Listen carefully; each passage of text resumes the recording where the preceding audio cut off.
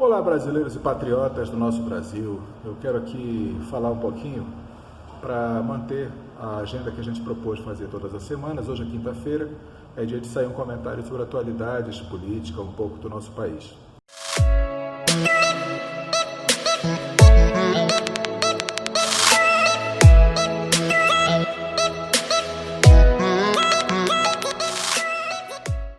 E para não deixar passar batido, o comentário tem a ver um pouquinho com a decisão da nossa PGR, nossa Procuradora-Geral da República, que, por mais que tenha encaminhado o processo de delação, deixou de fora duas das figuras que estão sendo mais conhecidas nos últimos tempos pelas atitudes incoerentes, que carecem muito de justiça e carecem muito de cidadania e patriotismo, que são o presidente do Supremo Tribunal Federal e o presidente da Câmara dos Deputados Federal. Todos dois têm agido de forma muito antipatriótica, muito antirrepublicana, antidemocrática, querendo somente proteger o seu próprio quintal e sem lembrar que o Brasil é um país que deve primar pela democracia, deve primar pela guarda dos direitos fundamentais de todos os cidadãos, e não somente dos seus parentes e apaniguados. Então, a Procuradora-Geral fez esse gesto, que talvez seja um dos últimos da sua carreira como Procuradora-Geral da República, já que daqui a pouco tempo vai haver uma nova nomeação. Espera-se que seja um nome que nós possamos confiar, que nós possamos contar para que traga justiça para o nosso país. Mas, por enquanto, esse foi o desfecho, esse foi o gesto praticamente final de uma carreira de procuradora que realmente não trouxe grandes benefícios para o nosso país. E, em vista disso, o país tem se preocupado cada dia mais com a falta de segurança jurídica, com a falta de segurança institucional no nosso país, que só faz ver esse tipo de atitude de pessoas que deveriam ser os nossos guardiões da Constituição, da justiça, das leis, e que, na verdade, têm feito tanta coisa errada, tanta coisa que preocupa, tanta coisa que nos traz insegurança. Então, vamos aguardar para ver o desfecho dessa história.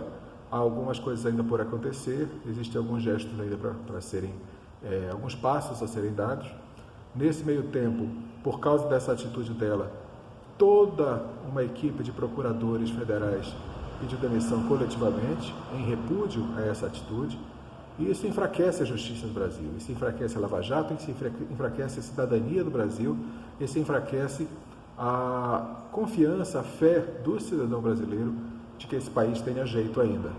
Eu ainda acredito que ele tenha jeito, eu acredito que o governo que nós elegemos está fazendo grandes coisas por isso, está dando passos largos em direção a isso, mas ainda há muito que se fazer, ainda há muito que se conseguir para consertar esse país.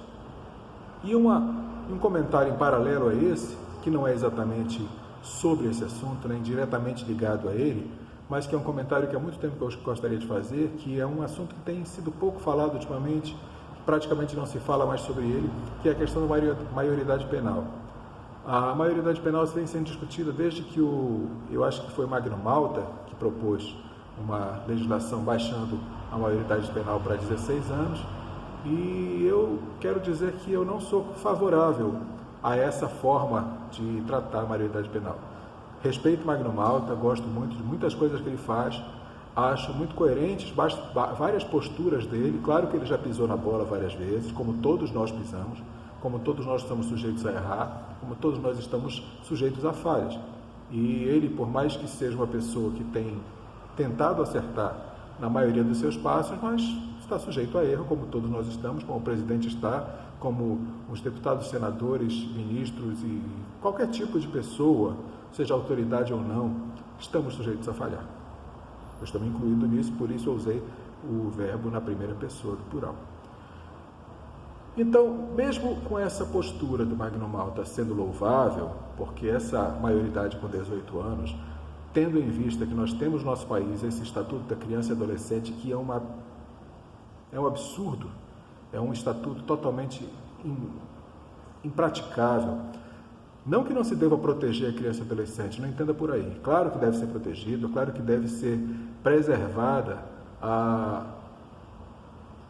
toda a rede de proteção de direitos dos menores adolescentes, porque afinal de contas eles não têm ainda a plena maturidade para poder fazê-lo. Mas da forma como foi feito esse estatuto, ele não protege, ele encapsula, ele coloca uma redoma em torno dos menores, e isso está fazendo muito mal para a sociedade, porque esses chamados menores têm sido usados pelo crime organizado, têm sido usados por várias situações para safar os verdadeiros criminosos que sabem que por os menores não pega nada, que sabem que por os menores eles não têm punição justa, eles não têm uma punição que a justiça possa ser preservada, que a justiça possa ser feita. Então jogam para a costa do menor, em todo caso de estupro, de roubo, de assassinato, qualquer tipo de caso onde possa haver uma punição maior para o marginal, eles sempre colocam o menor junto e sempre a culpa do pior que foi feito recai sobre o menor para que os maiores de idade possam se safar. Sem contar que muitos menores de idade são menores na idade, mas não são menores no raciocínio, nem nas decisões e muito menos na força física. Eu conheço menores com 15, 16, 17 anos que são muito mais fortes do que a maioria dos adultos. Muito mais fortes, muito mais vigorosos, muito mais perigosos que a maioria dos adultos. E ainda assim são julgados como se menores fossem.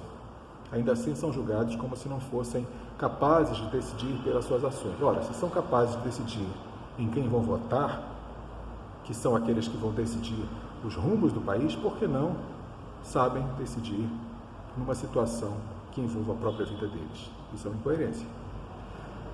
Mas ainda assim, mesmo sabendo disso, eu não sou totalmente favorável à forma como o Magno Malta apresentou essa lei, porque eu acho que 16 anos também não é o adequado.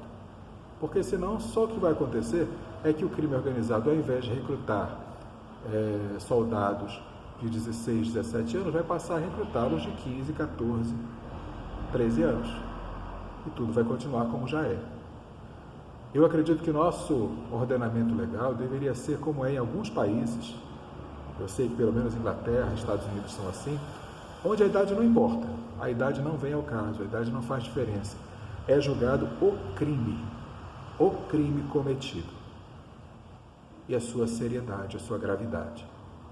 A idade do perpetrador é indiferente. Se o crime cometido foi por alguém de 6 anos, de 12 anos, de 10 anos, de 9 anos, vai ser julgado pela gravidade do que aconteceu. E não porque a pessoa tem essa ou aquela idade. Eu sei que para provar uma coisa como essa no Brasil é praticamente impossível com o Congresso Nacional que nós temos e com o tipo de mentalidade que o Brasil passou a ter. Mas essa é a minha opinião. O criminoso deve ser julgado pelo seu crime e não pela sua idade. E o criminoso que está lá no Congresso hoje, o criminoso que está lá no Supremo Tribunal Federal hoje, o criminoso que está no Palácio do Planalto hoje, ou onde quer que seja, numa igreja, num escritório de advocacia, numa delegacia, num quartel, num governo, numa prefeitura, numa Câmara Municipal, num Senado Federal, onde quer que esteja, o criminoso deve ser julgado pelos seus crimes e pagar pelos seus crimes, e sem regalias. Nada de prisão especial dentro dos escritórios da Polícia Federal. Nada de prisão especial com regalias, onde todo tipo de mordomia e benesse é concedido. Justiça para todos os brasileiros sendo tratados de forma igual. Afinal de contas, nossa Constituição diz: todos são iguais perante a lei, ou não? Será que essa parte da Constituição não deve ser respeitada? Vamos pensar um pouquinho nisso e vamos voltar a pensar no que realmente importa para o nosso país, naquilo que realmente faz diferença para a nossa vida, para a nossa nação, para o nosso dia a dia. Porque, afinal de contas, sair para as ruas hoje está muito complicado. Sair para as ruas hoje é praticamente a incerteza de se poder voltar. Eu digo isso porque eu saio todos os dias para as ruas, dirigindo como motorista de aplicativos independentes. E todos os dias nós ouvimos falar de pelo menos 5, 6 companheiros que caem em armadilhas.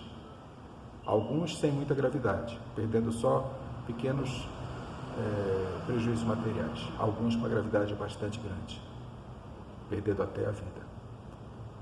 E realmente não é esse Brasil que eu gostaria de viver. Não é esse Brasil que eu gostaria de deixar para minhas filhas.